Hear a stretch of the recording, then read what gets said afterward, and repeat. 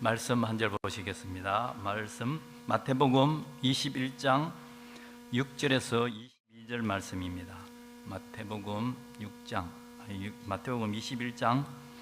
6절에서 22절 말씀. 제가 한 절 읽고 여러분들이 한 절 읽고 교독하시겠습니다.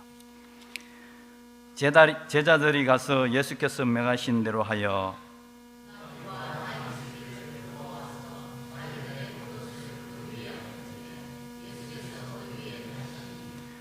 무리의 대다수는 그들의 겉옷을 길에 펴고 다른 이들은 나뭇가지를 베어 길에 펴고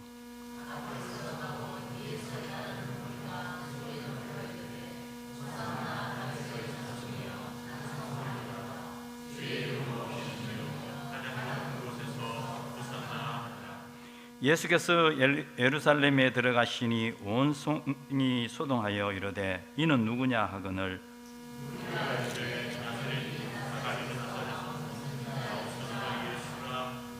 말씀에 많은 은혜 받으시기 바랍니다.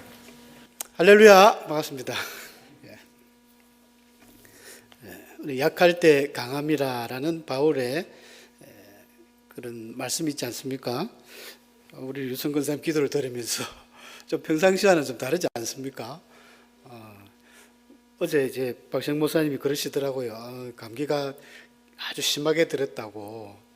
그래서 아까 낮 예배 시간에도 제가 뒤에 앉았는데 목사님이 양옆에 보시고 인사하세요, 사랑하세요, 뭘 하니까는 우리 재성균 장로님은 말을 하는데 말씀을 안 하니까 재성균 장로님이 왜 안 하냐고. 우리 권사님은 이렇게 하시더라고요. 그 아픈 목소리로 또 이렇게 기도를 이렇게 하시는 걸 들으니까 마음이 찡하면서 더 은혜가 더 되는 것 같습니다. 오늘은 종려주일입니다. 우리가 다 아시는 대로 종려주일이죠. 여러분, 종려주일은 낮 시간에 목사님도 말씀해 주셨지만은 예수님이 이제 마지막 그 순환에 들어갈 때 마지막 한 주간에 첫 번째 날에 이제 예루살렘 성에 들어갈 때 사진에 보이는 것처럼 많은 사람들이 저 종려나무 가지입니다. 가지를 흔들고 막 이제 환호성을 치죠. 호산나 다윗의 자손이요. 막 이렇게 하니까 그 종려나무 가지를 이제 흔들었다는 데에서 이제 유래가 되었습니다.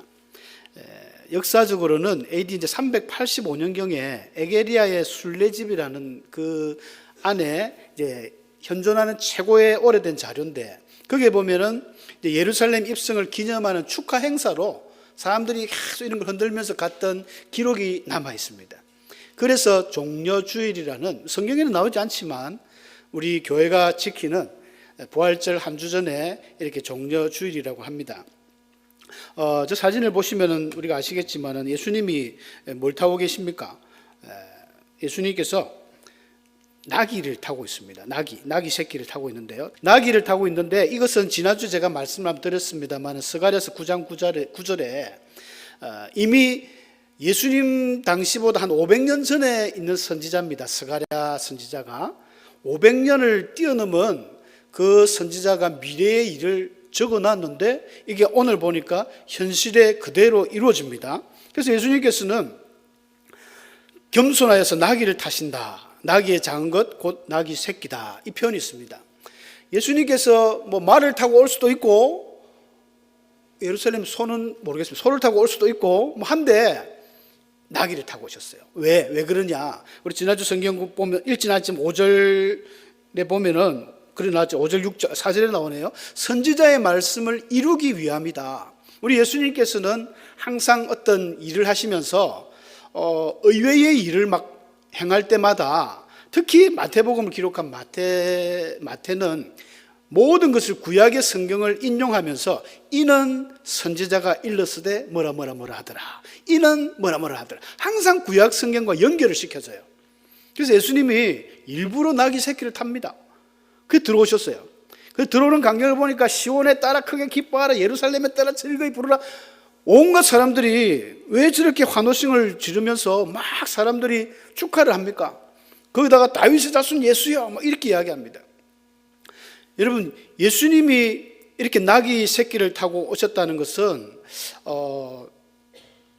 우리가 어떻게 생각해 보면 쉽게 우리가 생각 안 하고 넘어가면 모르겠지만 굉장히 이게 단순한 문제가 아닙니다. 예수님은 세상에 오시는 그리스도로, 메시아로, 다윗의 자손이란 말도 메시아라는 말이거든요. 마태복음 1장 1절에 예수님 마태가 기록할 때 아브라함과 다윗의 자손 예수 그리스도의 계보라. 그러니까 아브라함과 다윗의 자손에서 쭉 흘러나오는 결국 그 메시아가 누구냐 하면 다윗의 자손이라는 거예요. 그래서 유대인 사상 중에 다윗의 자손은 메시아의 또 다른 칭호입니다. 그래서 막 누굽니까 갑자기 생각해 거지가 나사렛 예수여 나를 불쌍히 여기소서, 거지 바디메오가 말이죠. 막 소리 지르는 거. 그래서 다윗의 자손이라는 것은 메시아라는 것입니다. 그리고 사람들이 저 그림에 보듯이 자기 옷을 벗어서 막 앞에 깔아주지 않습니까? 제자들도 그 나귀 새끼 위에 그냥 앉지 마시고 옷을 덮어줍니다. 그리고 옷을 까는 이 행위는 왕으로 인정한다는 행위입니다. 북이스라엘의 예후 왕조가 들었을 때 예후가 자기 부하들과 같이 있다가 엘리사가 종을 보내가지고 기름을 부으니까 갑자기 사람들이 예후는 왕이다 하면서 옷을 벗어서 탁 벗고 큰절을 합니다. 요셉이 총리 대신이 되었을 때도 바로 왕이 옷을 벗어주면서 옷을 입힙니다. 지위 상승, 왕으로 인정하는 이런 아주 고귀한 풍습인데 옷을 다 깔아주면서 사람들이 환호를 하는 거예요. 와, 마치 이 말은 바꾸어 말하면 메시아가 왔다. 우리의 그리스도가 왔다. 그리스도 메시아는 똑같은 말이니까요. 왔다는 거예요. 막 인정하면서 백성들이 환호를 합니다. 근데 예수님이 그런 메시아가 저렇게 초라하게 나귀 새끼를 타고 왔다는 것은 이해가 안 갑니다. 좀 웬만하면 좀 말을 타시지. 왜 나귀 새끼를 타가지고 참 볼품이 없으시게. 인터넷 그림들을 많이 보면 저는 그나마 좀 예수님의 참 신성과 인격을 존중하여 그런 대로 좀 괜찮은 그림을 가져왔는데 어떤 그림은 굉장히 우스꽝스러워요. 예수님 덩치는 크고 이불로 나귀 새끼는 조그마한 걸 해가지고 뒤뚱뒤뚱 참 볼품없이 들어옵니다. 근데 이게 예수님입니다. 저와 여러분이 믿는 예수님은 이런 예수님이에요. 여러분 아까 본문 여기서 나오는 스가랴 9장 9절에서 나오지 않습니까? 그는 왜 이렇게 했냐면은 그 이유가 있죠. 예, 나귀를 타시는데 겸손하여서 그렇다는, 겸손하여서. 이 겸손이라는 단어가 이 헬라어로는 이제 프라우스라는 단어는 온유하다는 말하고 똑같습니다. 온유하다. 이 예수님은 성품상 아마 어떤 돈 많은 부자가, 예수님 주위에도 부자들이 많았거든요. 나다나엘도 그랬죠. 가룟이죠. 아리마대 요셉 같은 부자였고, 가버나움의 백부장도 있고, 예수님이 제법 인맥들이 있습니다. 예수님 오늘 제가 말 한 표 드릴게요. 아주 멋지고 화려한 백마 아니면 흑마 줄 수도 있습니다. 근데 예수님은 no, 안 타시는 거예요. 예수님의 성품상 겸손하신 분이기 때문에 안 타는 겁니다. 이 말이 이해가 안 가시죠? 좀 더 쉽게 제가 설명을 드리면 교회가 좀 커졌어요. 서울이 이제 쟁쟁한 교회들 큽니다. 우리 담임 목사님들이, 저는 차를 잘 모르지만 좀 비싼 차들 있잖아요. 제가 아는 거는 람보르기니, 페라리, 롤스로이 이런 것들 몇 억씩 하는 차를 탑니다. 타고 들어오는 거예요. 주로 이단의 어떤 교수들이 그런 걸 많이 타더라고요. 경호차들도 막 쫙 시커먼 벤츠 이런 거 해가지고.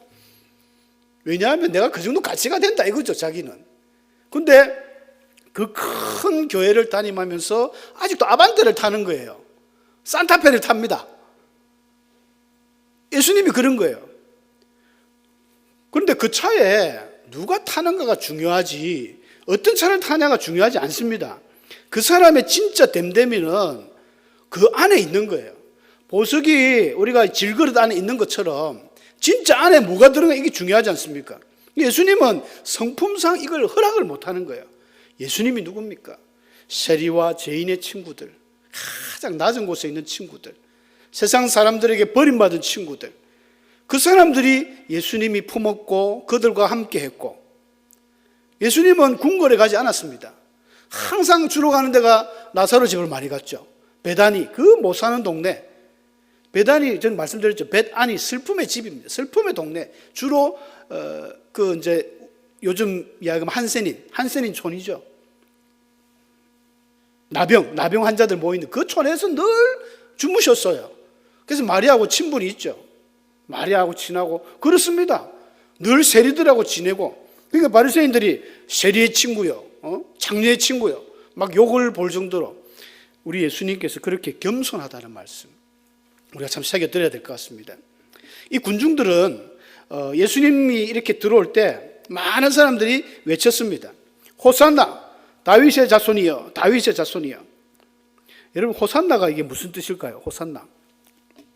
호산나는 시편 118편 25절에 보면 여호와여 구하옵나니 이제 구원하소서라는 말이 있습니다. 이제 구원하소서, 이걸 갖다가 히브리어로 이야기하면, 히브리어는 저 오른쪽에서 왼쪽으로 읽거든요. 한번 다 읽어보실까요? 시작. 호시아나, 호시아나, 호시아나, 호시아나. 빨리 하니까 호산나 같죠? 이걸 갖다가 이제 헬라어로 번역하면서 사람들이 호산나, 이 신약에 나온 호산나를 어떻게 표현했을까요? 그냥 구약의 이 말씀들을 인용을 많이 합니다. 그래서 번역하는 과정에서 호산나 이라는데, 호시아나, 이 말이 이 나자하고 호시아하고 틀려. 호시아가 구원하다, 이 야수아라는 구원하다는 말과 나자는 이게 우리 성경에는 이제라고 되어 있지만 원한다 이 말입니다. 원한다. 원컨대 하나님 나를 구원하소서. 호산나, 호산나. 이게 바로 좋은 거 가르쳤죠? 여러분들 다 같이 한번 소리 질러 볼까요? 호산나. 시작. 호산나. 이 좋은 말입니다. 나를 구원하소서. 호산나. 호시아나, 호시아나. 좀 이제 아시는 분 호시아나, 아 저분은 참 좀 수준이 있구나 싶잖아요. 호시아나. 구원해달라는 이야기입니다. 너무 좋은 이야기입니다. 그리고 다윗의 자손이요, 다윗의 자손이요. 다른 그 누가나든지 사복음서에 다 나오는 기절들이니까, 다른 복음서에는 예수라는 이름도 있고 하지만 다윗의 자손 그 자체가 메시아를 이야기합니다. 그러니까 메시아, 그리스도, 주여 나를 구원하소서 이 말이거든요. 성경에 정말 멋진 표현이죠. 호산나, 호시아나. 그런데 이 소리를 외친 사람이 누굽니까? 여러분 잘 보셔야 됩니다. 이 군중들은 예수님을 우리처럼 진짜 구세주로 믿고 고백하는 사람들이 한 명도 없습니다. 아무도 없어요. 그럼 이 사람들은 누굴까요? 이 수많은 군중들은 왜 예루살렘에 있을까요? 이들은 예루살렘은 이스라엘 사회에서 굉장히 중요한 위치죠. 성전이 있지 않습니까? 성전이 있으면 이스라엘 사람들은 1년에 한 번은 무조건 성전 순례를 해야 됩니다. 그래서 1년에 한 번 예루살렘을 방문하는 거예요. 가서 이제 하나님 앞에 유월절, 이때가 유월절 기간이거든요. 예수님 유월절 전날 돌아가시지 않습니까? 유월절을 지키기 위해서 각국에 흩어져 있던 소위 말하는 디아스포라들, 그런 사람들과 이스라엘 사람들도 다 저마다 예루살렘으로 상경을 합니다.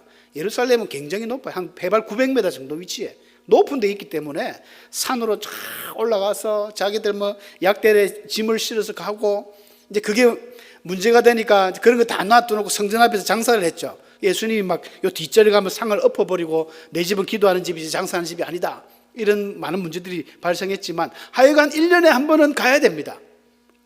그래서 예수님도 30년 동안은 자기 아버지 요셉하고 목수일을 했지만 마지막 3년 동안 전도 사역을 하시면서 3번 들렀었어요. 3번 들렀는데 오늘 본문의 이 예루살렘 입성은 마지막입니다. 비장한 각오로 들어가는 겁니다. 한 번도 첫 번째, 두 번째 나귀 타고 들어간 적이 없어요. 이제 마지막입니다. 내가 누군지 알게 주는 거죠. 내가 바로 스가랴서 9장 9절에 예언했던 바로 내가 겸손한 예수 메시아다. 그래서 나귀를 타고 들어가고 이제 뭐 대놓고 이야기합니다. 나는 죽어서 3일 만에 부활할 거다. 누가 나를 배신할 거다. 다 이런 이야기를 깨놓고 이야기해버립니다. 그 전까지는 조금 숨기고 했던 것을. 이 마지막 날 사건, 일주일 사건은 아마 또 내일부터 목사님께서 새벽에 자세하게 말씀해 주실 것입니다. 오늘 이제 마지막 일요일 첫 들어가는 입성하는 과정에서 수많은 군중들은 바로 그런 사람들입니다. 예배 드리러 온 사람, 유월절을 지키고 온 사람. 그런 사람들이 보니까 나귀 새끼를 타고 들어와요? 여러분 우리나라는 모르지만 유대인들은 잘 압니다. 이스라엘 사람들은 제가 그랬잖아요. 성년식 할 때 12살만 되면 모세오경을 달달달달 외웁니다. 써버립니다. 너무나 듣고 읽고 쓰고 하다 보니까 성경을 줄줄줄 외우는 분들이 스가랴서 9장 9절은 다 알아요. 먼 훗날 메시아가 올 것인데 그는 나귀 새끼를 타고 올 것이다. 나귀 새끼 메시아다. 그러니까 다윗의 자손이여 이렇게 이야기하잖아요. 메시아인 줄은 알고 그들이 이야기했는데 이들의 진정한 외침, 메시아여 우리를 구원하소서 호산나 했지만 무엇을 구원해달라는 건지 우리가 생각을 해봐야 됩니다. 이들은 예수님의 제자가 아니에요. 예수님의 제자가 아닙니다. 이 사람들은 그들이 말하는 구원과 우리들이 생각하는 구원은 완전 틀립니다. 그들이 원하는 구원은 뭐냐면요, 독립입니다. 이스라엘 백성들이 로마의 압제를 당하고 있거든요. 로마의 식민지입니다. 당신이 우리를 해방시켜 주소서 호산나 다윗의 자손이야 이 말입니다. 완전히 핀트가 안 맞죠. 여러분, 예수님을 우리가 왜 믿습니까? 예수님은 우리를 구원하신 분입니다. 구세주입니다. 구주 예수 그리스도지 않습니까? 근데 이들이 바라보는 구주의 그 모습은 당신이 메시아니까 우리나라를 해방시켜달라, 로마로부터 좀 해방시켜 주세요, 이 이야기를 소리치고 있는 겁니다. 모두가 그렇게 목소리 높여서 외치고 있습니다. 혹시 우리도 잘못된 이런 호산나 할지도 모릅니다. 여러분들은 어떤 소원이 있습니까? 교회 왜 나오십니까? 예수님 왜 믿습니까? 기도 왜 합니까? 예배 왜 드립니까? 내 자녀 잘 되라고, 내 질병 낫게 해달라고. 여러분, 참 우스운 광경이 있지 않습니까? 입시철만 되면 우리나라 특히 교육열이 높기 때문에 그때는 전 종교의 하나가 됩니다. 절에는 절대로 막 무슨 100일 특별 불공, 교회도 요새 그런 게 있더라고요. 입시생을 위한 특별 기도회. 뭐가 차이가 나는지 모르겠어요. 모든 종교들이 입시철만 되면 막 그러고 떡 붙이고 뭐 이런 거 하는 거, 그런 뭐 어떤 전통인지 미신인지 모르겠지만 다 합니다. 다 해요. 진짜 우리가 예수를 믿는 것, 기도하는 것, 무엇이 중요한지 핵심은 우리의 구원이지 않습니까? 영혼 구원입니다. 주님은 그것 때문에 이 세상에 왔고, 주님은 십자가를 져야만, 십자가에서 죽어야만, 그 피를 흘려야만 그 보혈의 피가 전 세계 인류의 모든 죄가 대속되어지는 그 사명을 가지고 오신 분이기 때문에 죽는데 사람들은 그걸 이해를 못하는 거예요. 그래서 어떻게 했습니까? 배신합니다. 저 사람이 뭔가 좀 능력도 나타나고 막 죽은 사람도 살리고, 요 입성하기 바로 전 사건이 죽은 나사로를 4일 만에 살린 사건입니다. 마지막 예수님의 마지막 기적이었는데, 야, 저 사람 저런 대단한 사람이 우리나라를 해방시킬 수 있겠구나, 우리 이스라엘 독립시킬 수 있겠구나 했는데 뭐가 무슨 질질 끌려가는 거예요. 도살장에 그 양처럼 힘없이 맥없이 질질 군병들에게 끌려가고, 그런 모습 보니까 아이고 저거 아니다. 그래서 어떻게 배신했습니까? 그냥 놔두지, 예수님 무슨 죄가 있습니까? 십자가에 못 박아라고 막 고래고래 과음을 칩니다. 여러분, 자신의 그 요구사항이 하나님께 기도를 했는데 응답이 안 되면 하나님의 뜻이 있겠거니 하고 우린 기도해야 되는데, 내 것이 해결 안 되니까 그게 원망이 되는 거예요. 호산나 다윗의 자손이요 하면서 우리나라를 구원해달라고 자기들이 요청했는데, 저 사람은 뭐 허지부지가 십자가 지니까 차라리 십자가에 못 박아소서. 예수님 무슨 죄가 있다고? 마태복음 27장 22절에 보면 빌라도가 그리스도라는 예수를 내가 어떻게 하면 좋겠느냐, 바라바하고 놔주려고 한번 물어보지 않습니까? 사람들이 예수를 십자가에 못 박으라는 거예요. 그 모진 처형, 최고의 악한 처형이 십자가 처형입니다. 예수님 무슨 죄가 있다고? 십자가에 못 박으라는 거예요. 참, 예수님 이 성화를 한번 보시면 여러분 어떤 게 느껴지십니까? 저 성화 주에는 예수님의 제자가 없습니다. 3년이나 같이 한솥밥을 먹고 아픔도 즐거움도 기쁨도 함께 누렸던 제자들이 안 보여요. 사도 요한 한 사람은 있지만은 여자들 뿐이고, 예수님을 비방했던 유대 그 종교 지도자들, 로마 군인들밖에 안 보입니다. 예수님 마음이 얼마나 아플까요? 배신의 아픔입니다. 배신의 아픔. 인터넷 뉴스를 보니까 뭐 정치 이야기는 저는 뭐 별로 안 합니다만, 윤석열 대통령이 그 측근들이 의해서 소식이 전해지는 내용을 한번 들었는데요, 그런 말씀을 했다고 합니다. 나는 나름 열심히 해보려고 했는데 많은 사람이 나를 배신했다는 거예요. 그렇죠. 정치 세계가 얼마나 무섭습니까? 정치판은 진짜 배신을 밥 먹듯이 하는 곳이거든요. 오늘의 동지가 내일의 적이 돼가 있고 어제의 적이 오늘의 동지가 돼 있는 곳이 정치 세계입니다. 오죽하면 철새 정치인이라고 하지 않습니까? 이제 대선 때가 되면 또 많은 사람들이 왔다 갔다 할 거예요. 당을 옮기면서. 근데 윤석열 대통령 배신은 배신도 아닙니다. 예수님께 비하면. 바로 같이 있는 그 제자가 은 30을 받고 예수님을 팔아버렸어요. 가룟 유다가. 그래서 예수님이 십자가 치신 거 아닙니까? 혹시 여러분들은 어떤 배신의 아픔을 맛본 경험이 없습니까? 저도 이 짧은 인생길이지만 한 몇 번 있었습니다. 사기친 사람들 몇 번 있었는데 여러 가지 좀 아픈 때가 있었어요. 근데 여러분 그때마다 너무 슬퍼하지 마십시오. 예수님 생각하면서 이기셔야 됩니다. 그리고 원래 사람은 또 믿을 게 못 되죠. 사람 믿으면 안 됩니다. 예레미야서 보면 사람을 믿으면 저주를 받는 데 있습니다. 사람을 너무 믿고 저 사람은 나의 모든 거야, 저 사람은 내 모든 롤모델이야 하면 쫓아가지만 그렇게 사람은 다 똑같습니다. 앞에 서 있는 저도 마찬가지고 여러분들도 마찬가지고 인간은 죄인입니다. 이 죄의 습성이 아담 이후의 모든 이 인간들에게 남아 있습니다. 이 죄라는 것 때문에 결국은 사람은 무너지고 결국은 배신하는 것입니다. 근데 저와 여러분은 그래도 좀 낫죠? 왜 낫습니까? 예수님을 믿기 때문에. 할렐루야! 여러분 예수님 아니었으면 여러분들도 진짜 볼품없고 사기꾼이고 가인이 막 아벨을 죽이듯이 왜 죽였습니까? 분노 때문에. 요즘 분노 조절 잘 안 되잖아요, 사람들이. 왜 묻지마 폭행, 묻지마 살인이 납니까? 분노 때문에. 그게 죄의 원모습이에요. 그러니까 누가 나를 배신했다, 누가 나를 막 괴롭혔다 그러면 어쩌겠노? 죄인이니까. 그 사람 죄인이니까. 그나마 예수를 믿는 사람은 예수 믿고도 사기 많이 당하지 않습니까? 그럼 그 사람을 향해서 뭐라 합니까? 그나마 예수를 믿어서 저 정도다 이렇게 생각하면 됩니다. 옆에 분 한번 바라보십시오. 한번 축복해 주십시오. 예수 잘 믿었다. 수지 많았다. 여러분들 예수 안 믿었으면 우리 성격 그대로, 성격도 아니라 성질이죠. 성질머리 그대로 놔두면 다 죽습니다. 큰일 납니다. 예수님이 참 배신 이야기하면 예수님 쫓아올 사람 없죠. 내일부터 우리 교회에서는 고난주간 특별 새벽 교대를 시작합니다. 예수님의 그 십자가 순환이 바로 우리 인류를 구한 예수님의 대속의 십자가 아닙니까?